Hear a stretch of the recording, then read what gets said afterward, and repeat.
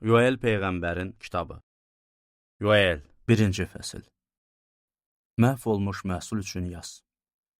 Petuelin oğlu Yoelə nazil olan Rəbbin sözü budur. Ey ağsaqqallar, bunu dinləyin.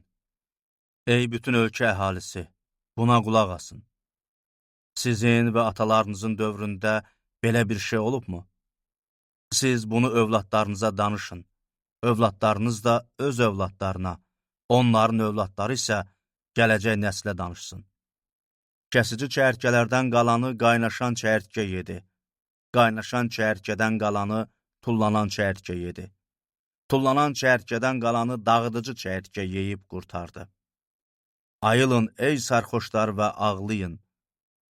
Ey şirin şərab içənlər, hamınız nalə çəkin. Ona görə ki, şirin şərab ağzınızdan alındı. Çünki mənim torpağımın üzərinə qüvvətli və saysız hesabsız bir millət gəldi.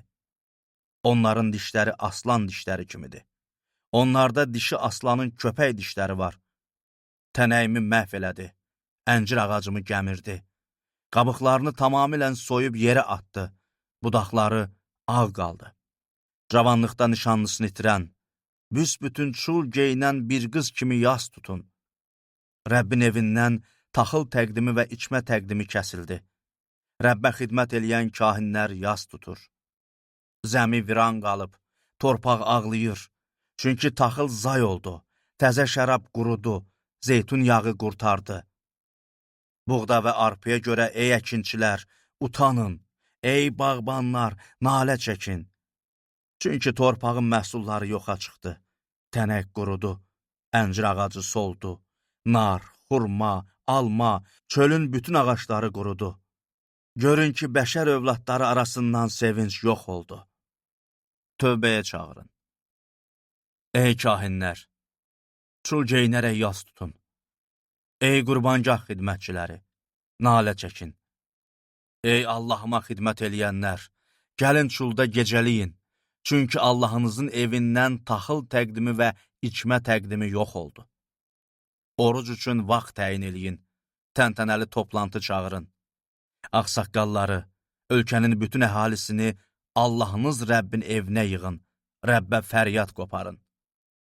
Vay o günə! Budur, Rəbbin o günü yaxındır. O gün külli ixtiyar fəlakət gətirəcək.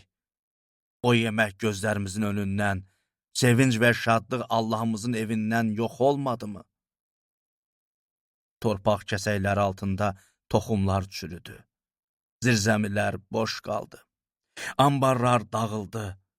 Çünki taxıllar məhv oldu. Heyvanlar necə də inildiyir. Naxırlar çaşbaş qalıb. Çünki onlar otlaqsız qalıb.